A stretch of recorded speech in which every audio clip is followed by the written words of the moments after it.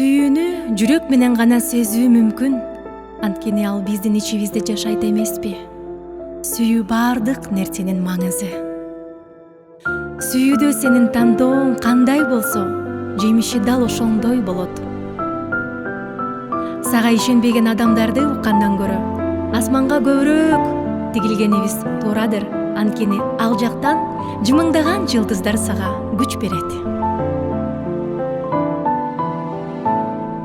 Сансыз күндөр закындап өттү сызып, сага деген сезимдер алып учуп. Махабаттан буйурган энчи бизде, сагынычта жүрөбүз сагынышып. Мен эч кимди мынчалык сагынбагам, мен эч кимге жалбарып жагынбагам. Күтүп жатып, күл болуп сапырылып, жолукканда от болдук жалындаган.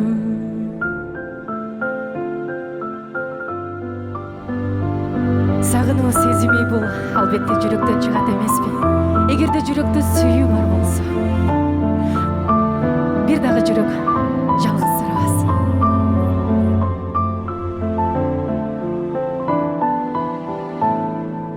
Сагынычым таркабай улаңмашып, түшүмдүн да чочуймун уктап жатып. Өзүңдөн аян алып жатканыңды негедир эстей берем сана батып. Мен эч кимди мынчалык сагынбагам, мен эч кимге жалбарып жагынбагам. Күтүп жатып, күл болуп сапырылып, жолукканда от болдук жалындаган.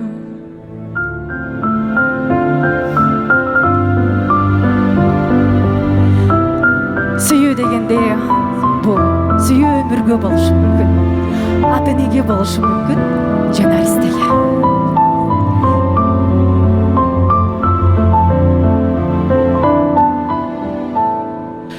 Жүрөк дектеп умтулуп жаным ысып, сагындырып сагынып сагынышып. Бул жарыкта кайгыны онтуп салып, махабатка жашайбыз табынышып.